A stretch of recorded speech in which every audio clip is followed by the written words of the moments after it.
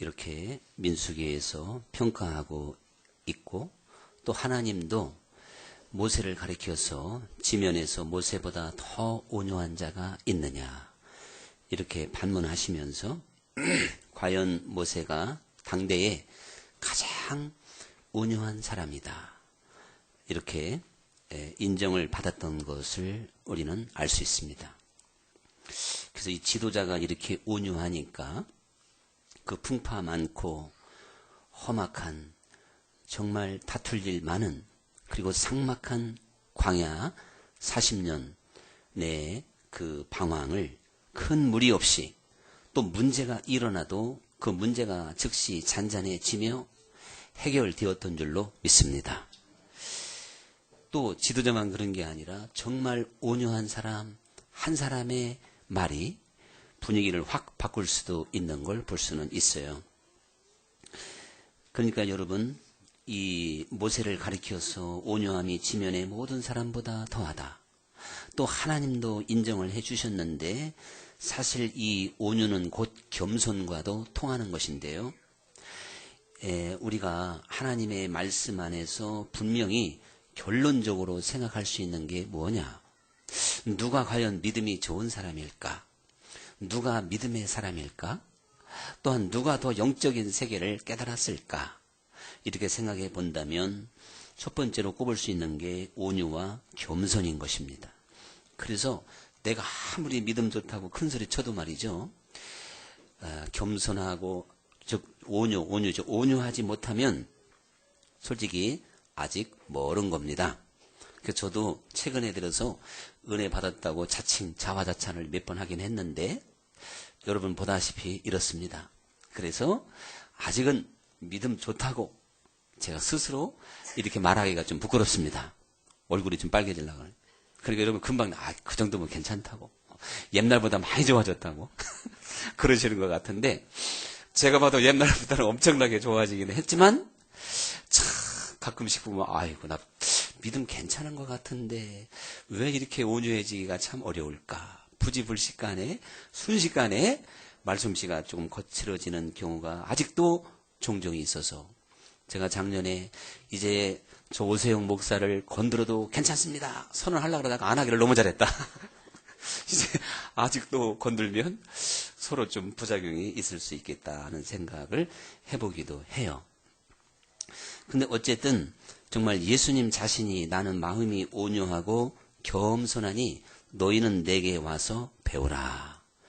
예수님이 내리신 결론인 겁니다. 그러니 사실 예수님이 그 힘과 권세가 특출남에도 불구하고 얼마나 온유하게 이렇게 어떻게 보면 참 힘없는 어린 양처럼 사셨잖아요.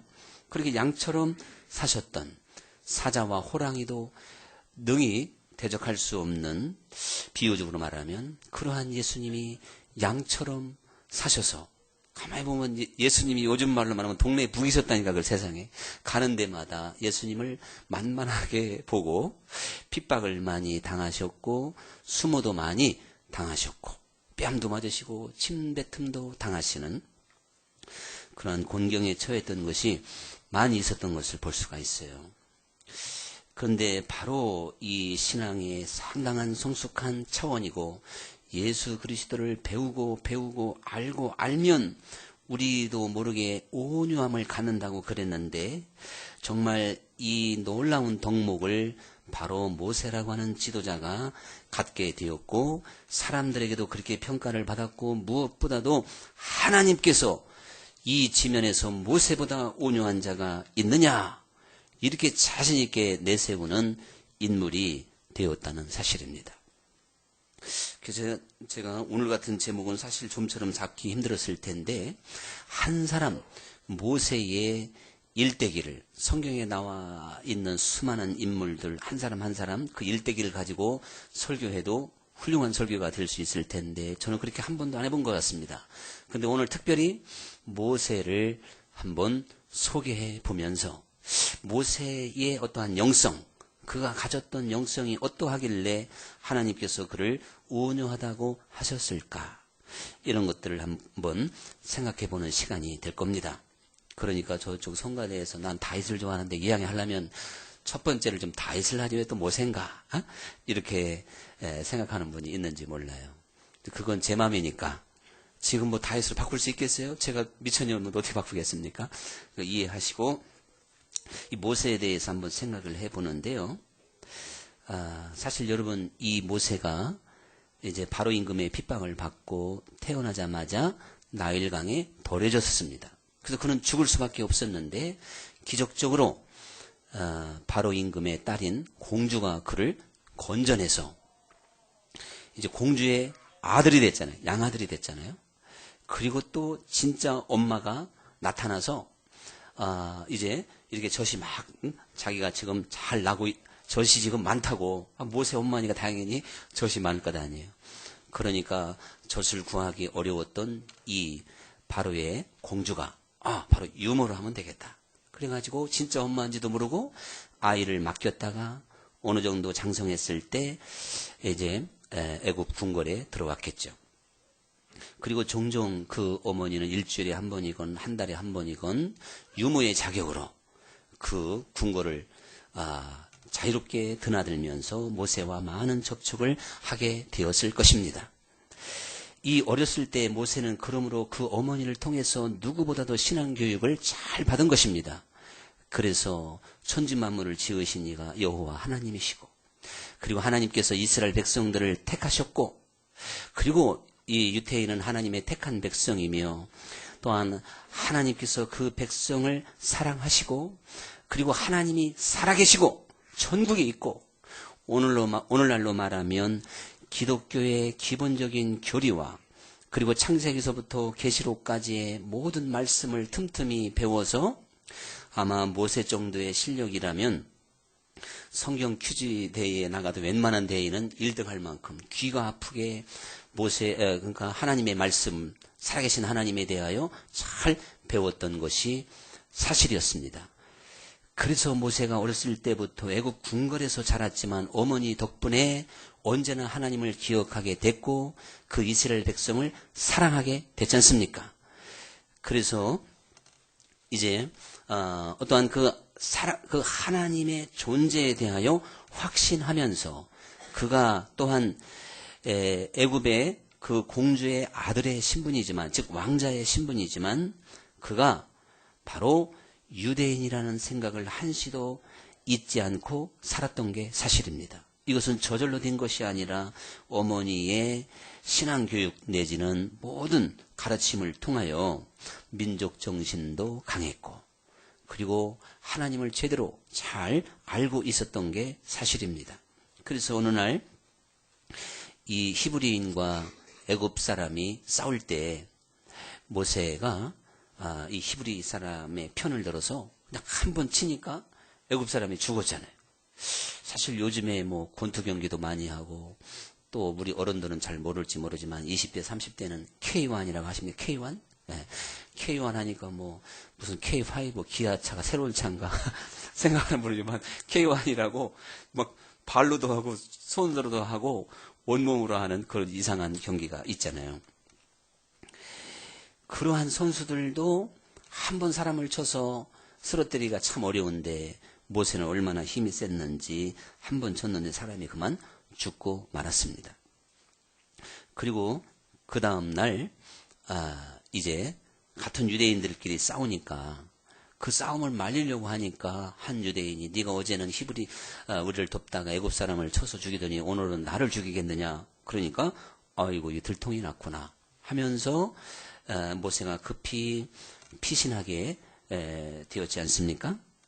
이런 것을 볼 때 모세는 하나님에 대해서 배우고 알고 그 다음에 그 백성을 사랑하게 됐고 하나님의 나라를 사실 사랑할 수 있는 실력이 있었던 것입니다. 그가 애국 궁궐에서 얼마든지 호화롭게 편안하게 살 수 있었지만 그 백성을 위해서 내가 무엇인가를 해야 되겠다고 하는 그러한 열정이 있었고 소명이 있었고 그래서 그가 실제적으로 그 편안한 생활에 안주하지 않고 희생할 수도 있었고 봉사할 수도 있었고 열심히 하나님을 위하여 무언가 일할 수 있는 사람이 되기도 했던 것입니다. 그런 모세를 보면서 우리는 애국자라고 할 수도 있을 것이고 그 백성을 사랑하는 사람이라 할 수 있을 것이고 하나님을 위해서는 목숨까지라도 내놓을 수 있는 사람인 것처럼 설명할 수도 있겠죠.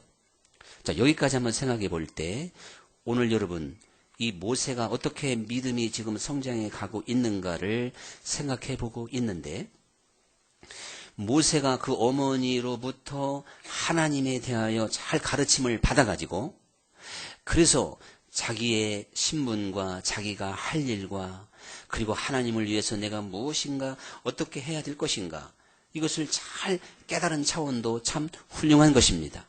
그리고 더 나아가서 그 백성을 위하여 희생할 수 있고 섬길 수 있고 일할 수 있는 소명의식을 충성된 마음도 대단한 것입니다. 우리가 여기까지만 신앙생활을 잘하는 분을 보면요, 참 훌륭하다. 저분은 사명감도 있고 소명감도 있고 헌신도 그리고 하나님께 대한 충성도가 참 훌륭하다. 박수 칠만 합니다. 근데 모세는 여기까지 왔을 때 문제가 많았잖아요. 사람을 죽였고 그리고 이 모세가 사실은 평지풍파를 일으킨 것과 마찬가지입니다. 상당히 우리가 볼 때는 대단한 모세요. 자기 백성을 위하여 자기 한 몸 바칠 수 있을 만큼 그러한 충성도와 헌신도를 보이고 있지만 여전히 문제가 많은 모세라고 하는 것을 우리는 깨달을 수가 있는 줄 믿습니다. 그런데 그 모세가 그래서 그때까지는 자기의 힘과 능력으로 뭔가 하나님의 그 사명을 감당해 보고자 하는 마음이 있었던 것이죠. 그러한 모세를 하나님은 미디안 광야로 보내시게 됐습니다. 성경대로 보면 모세가 40세에 미디안 광야로 나가게 된 겁니다. 사실은 참 하나님의 특별한 섭리 가운데 보내지게 됐죠. 그리고 그 삭막하고 모래바람 밖에 없는 풀 한 포기도 제대로 없는 듯한, 그리고 정말 가뭄에 콩나듯이 종종 있는 그 오아시스와 초원을 의지하여 그는 40년 동안을 광야에서 사실은 묻혀 있었던 것이에요. 애굽의 화려한 궁궐에서는 그의 이름을 잊은 지가 오래고 모세 자신도 이제 80세가 되어서 젊은 날의 꿈과 비전과 그리고 내가 그 백성을 위하여 무엇인가를 해야 되겠다고 하는 열정과 어떠한 소명감도 사실은요 다 식어졌던 시간입니다. 사실은 다 포기했다고 해도 과언이 아닌 겁니다. 그랬을 때 모세는 바로 호렙산 떨기나무 가운데에서 하나님을 만나게 된 것입니다. 그래서 그 하나님이 내가 너를 통하여 내 백성을 구원해 주겠다고 하는 말씀을 들려주었음에도 불구하고 모세가 사실 자아를 제대로 성찰했기 때문에 하나님 저는 못합니다. 이렇게 나올 수가 있었던 것이죠. 지난주하고는 좀 방향이 다르니까 왜 지난주 얘기 좀 다르게 하지 말고 그거는 지금 그 사람 마음에는 12가지가 있으니까 뭔 얘기인지 아십니까? 이것까지 알고 아멘 하는 분은 참 기가 막힌 줄 믿습니다. 근데 목소리가 보니까 많이 듣던 목소리예요. 예. 자, 이것까지 알고 아멘 해야 될 줄 믿습니다. 우리 사람 마음에는 12가지가 있는 줄 믿습니다. 그러니까 누가 저한테 이렇게 말하면 다 맞는 거예요. 그 사람 말. 이쪽 생각에는 전혀 틀린 얘기해도 맞아요. 한 사람이요. 1이라 해도 맞고 2도 10까지 다 맞는 거예요. 사람은 이렇게 말할 수도 있고 이렇게 말할 수도 있기 때문에 그런 겁니다. 왜 제가 구구장장 설명하냐면 지난주에는 모세가 하나님이 보내라고 해도 안 간다고 뺐는데 이걸 또 오늘은 그걸 지난주 약간 부정적으로 평가했는데 제가 괜히 설명하고 있는 거 다 잊었는데 지금 괜히 제가 까먹은 걸 그냥 나가면 되는데 분위기를 보니까 지금은 또 그걸 또 상당히 괜찮은 걸로 표현하니까 뭐 저렇게 목사님 설교 왔다 갔다 하냐. 왔다 갔다 하는 게 아니고요. 모세의 마음에도 여러 가지가 있고 영적인 교훈이 많이 있으니까 오늘의 차원에서는 맞다니까요. 글쎄 뭐가 맞냐. 여러분 모세가 광야 40년 묻혀 있으면서 사실은 자기 부정이 된 거예요. 깊은 자아 성찰이 된 거예요. 그래서 내가 참 뭣도 모르고 까불었구나. 내 주먹으로 될 줄 알았고 내 힘과 혈기와 젊음으로 될 줄 알았고 내 지혜와 꾀로 될 줄 알았는데 이 결과가 뭐냐? 궁궐에서 살지도 못하고 오히려 나는 쫓겨나서 도망자 신세, 아무도 알아주지 않는 광야의 모래바람과 함께 사라질 수밖에 없는 처량한 신세가 됐구나. 그러면서 이 모세는요, 사실 그 차원에서는 예수님께서 말씀하신 아무든지 나를 따라오려거든 자기를 부인하고, 이 정도까지 간 상태입니다. 그러니까 그건 정말 겸손한 얘기였어요. 저는 이제 늙어 싸웠고 말도 제대로 할 수 없사오며 의지도 없나이다. 제가 어떻게 하나님의 그 엄청난 사명을 감당할 수가 있겠습니까? 그 얼마나 사실은요 겸손한 얘기인지 몰라요. 그러나 겸손이 지나치면 뭐예요? 교만이라고 그래요. 예. 겸손이 너무 지나치면 교만인 거이라고 그래요. 그래서 하나님께 조금 혼나기도 했지만, 여러분, 이제 모세는 광야 40년을 통해서 자기를 보게 된 것입니다. 인간의 연약함을 보게 된 것입니다. 그 외로움과 고독감과 그리고 잊혀진 듯한 세월 속에서 자기 자신을 볼 수 있었고, 그리고 고난과 슬픔 가운데서 인간 본연의 모습을 볼 수 있었던 줄로 믿으시기 바랍니다. 우리에게 그러한 고난과 슬픔의 밤이 없이, 버려진 듯한 외로움의 고독한 시간이 없이 자기를 볼 수 있는 사람이 누가 있을까요? 한 사람도 없습니다.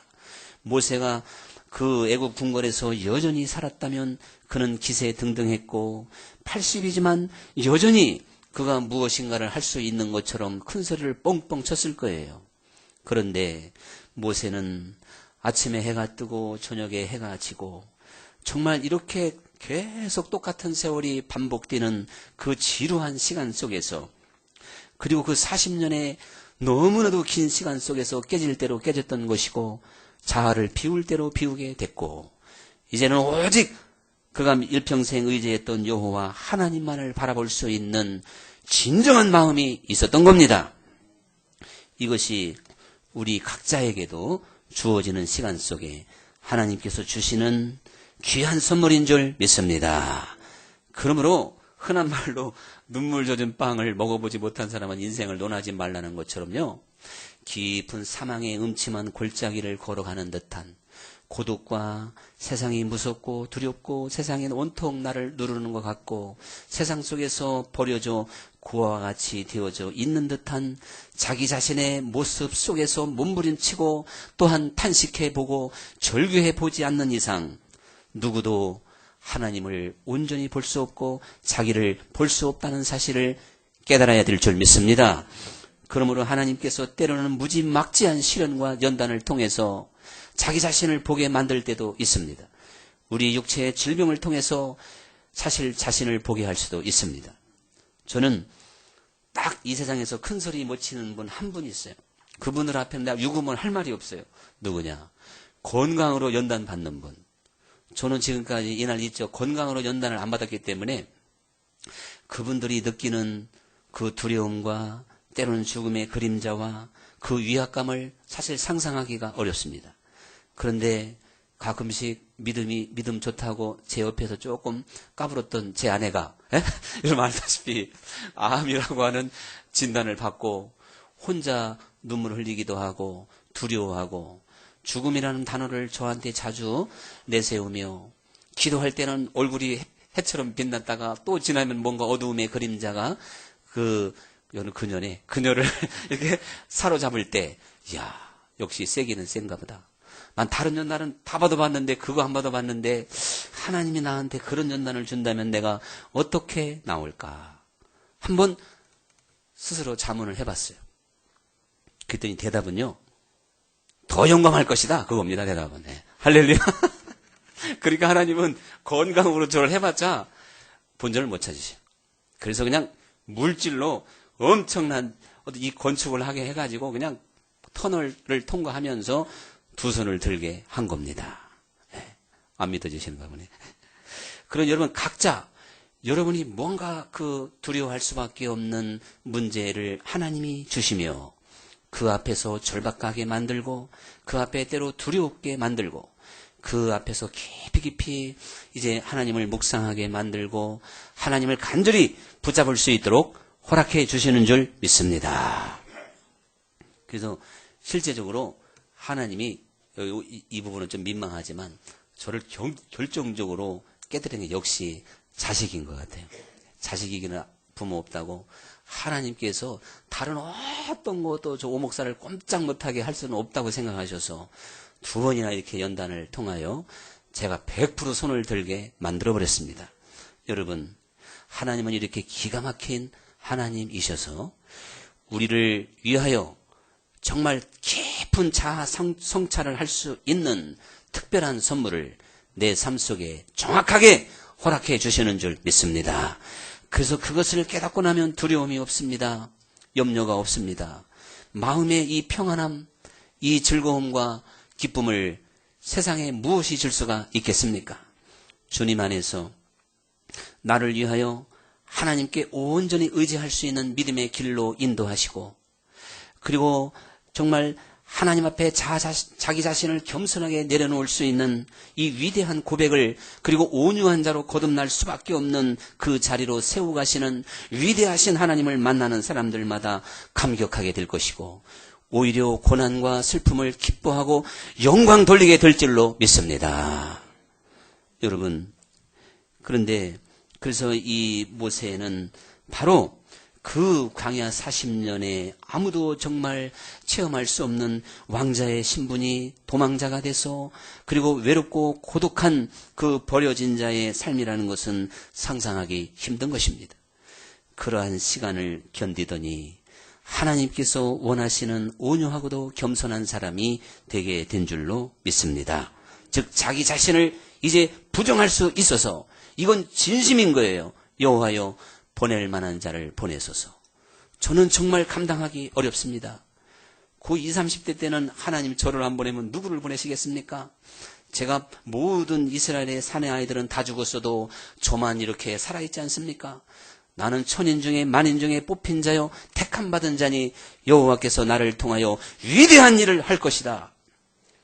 여기서 하면 안 되는데 참 그게 실수한다니까. 이렇게 근데 실수한 사람이 또 역시 가까운 사람이라 봐줘야 될 준비다. 아니 뭐 다른 사람이 해도 제가 봐줘야지 어떻게 할 거예요. 네. 제가 큰 소리 쳐봤자 삐지면 곤란해. 목사는 이길 사람이 없어. 네.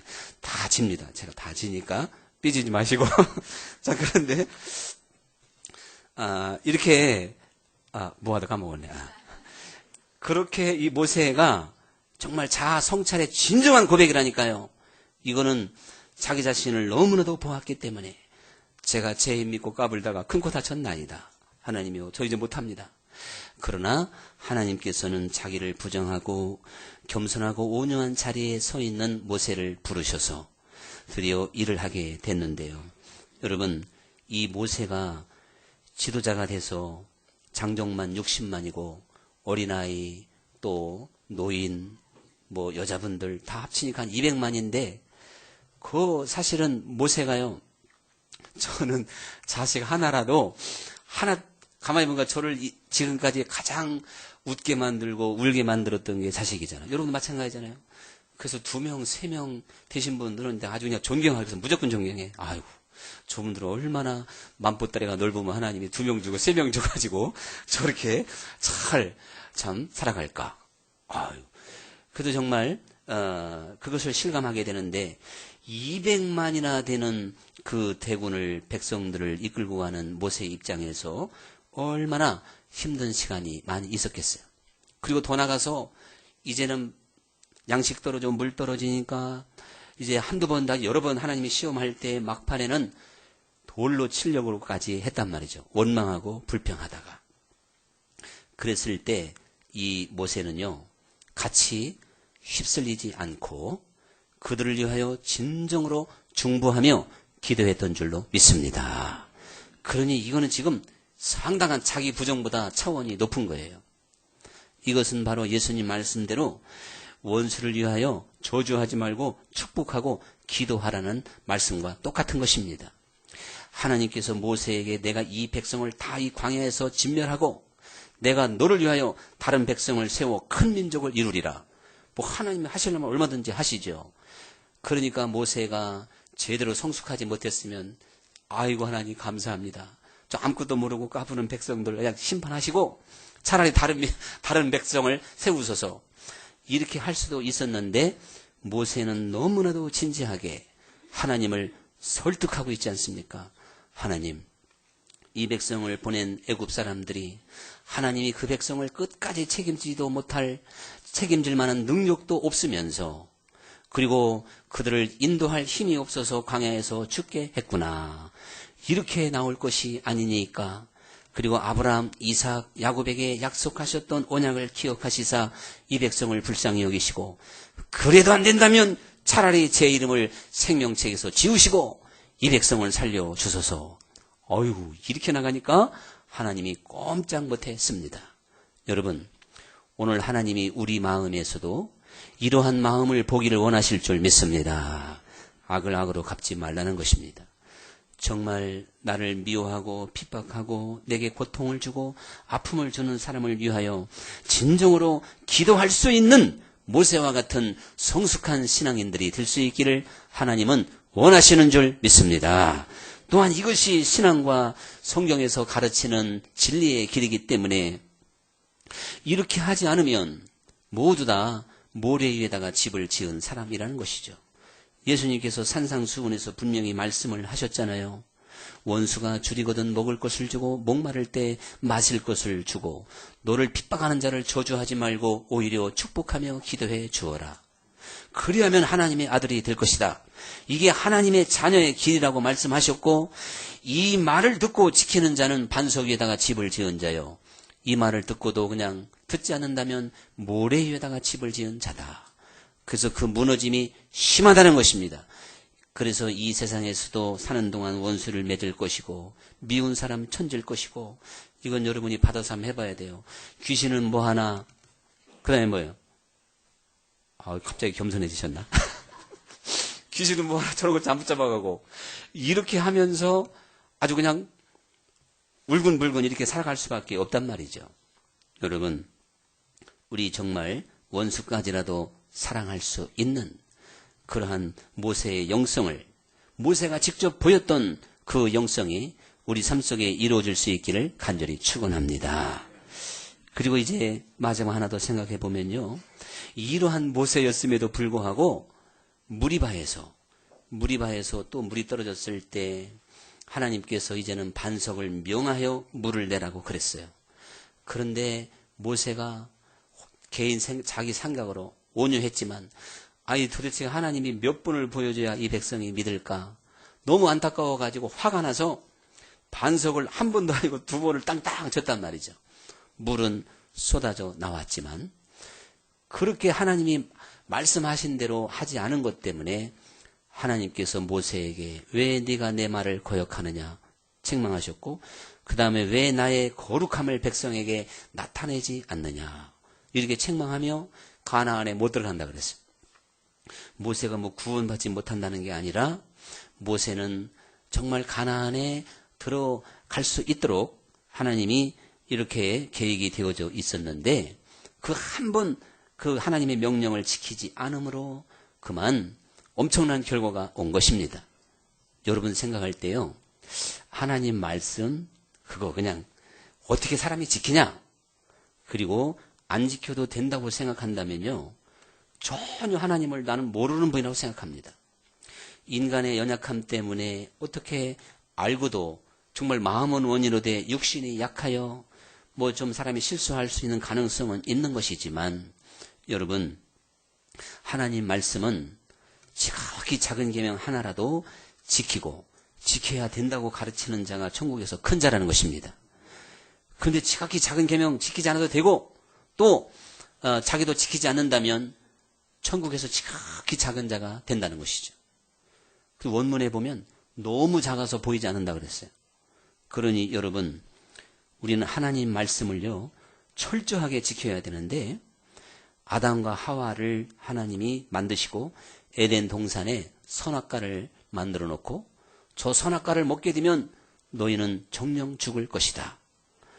이렇게 말씀을 했는데 그 말씀을 지키지 않고 아담과 하와가 선악과를 먹게 되었을 때 과연 사망 권세가 그들에게 찾아왔습니다. 하나님 말씀은 항상 그런 것입니다.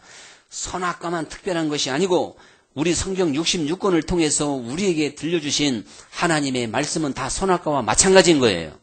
거기에 좀 큰 계명이 있고 사실 좀 작은 계명이 있을 뿐인데 우리가 한 가지를 든다면 최고의 계명은 역시 사랑의 계명인 줄 믿습니다. 사랑이에요. 이 사랑의 계명을 어기고도 살아남을 자는 사실 없는 겁니다. 여러분, 그래서 하나님께서 그 아담과 하와에게 선악과를 만들어 놓고 이거를 어기게 되면 죽는다는 말씀은 모든 말씀에 그대로 다 적용이 되는 것이에요. 그래서 우리가 신앙의 세계에 제대로 눈을 뜨고 하나님을 온전히 알게 되면 하나님의 말씀을 꼭 붙잡고 지킬 수 있는 사람이 되는 거예요. 여러분 생각할 때, 야, 이거 기가 막히다. 말도 안 된다. 어떻게 인간이 그 많은 하나님 말씀을 지킬까? 근데 여러분, 뭐 조항으로 가짓수로 지키는 게 아니고 예수님이 율법을 완전케 하기 위해 오셨다 그랬죠? 바로 우리가 사랑으로 살면, 그래서 긍휼과 자비를 가지고 살면 하나님이 우리를 사랑과 긍휼의 눈으로 보기 때문에 다소간에 허물이 있어도 문제가 안 된다는 거예요. 그런데요, 이렇게 은혜로 살지 않으면 하나님이 법 조항대로 따지면 살아남을 자가 누가 있겠습니까? 여러분, 그러나 나를 사랑하는 자가 나의 계명을 지킬 것이다 하신 말씀 그대로 여러분이 하나님 앞에서 정말 하나님 말씀 꼭 지켜야 돼, 이렇게 마음에 확신이 온다면 이제 영적 세계의 눈이 열린 분입니다. 그런데 은혜로 구원받고 예수님의 공로로 이렇게 하면서 말씀이 여전히 무시된다면 정말 여러분은 영적 세계에서 한마디로 깜깜한 분입니다. 그분은 소경이고 갈 바를 알지 못하는 분입니다.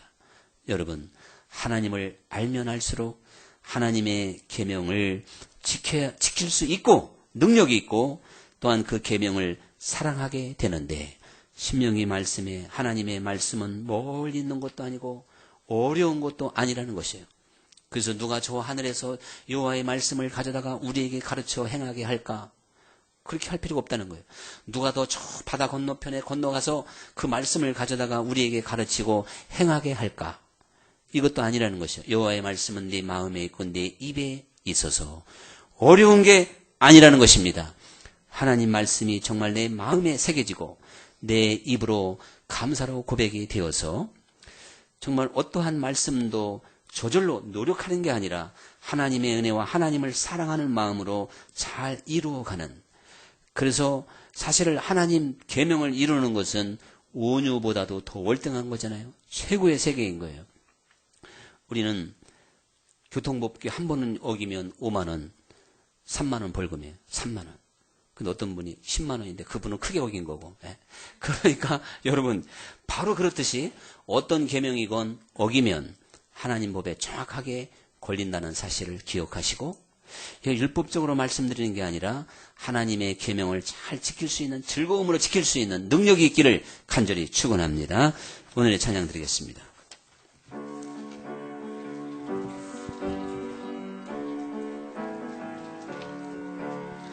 예수보다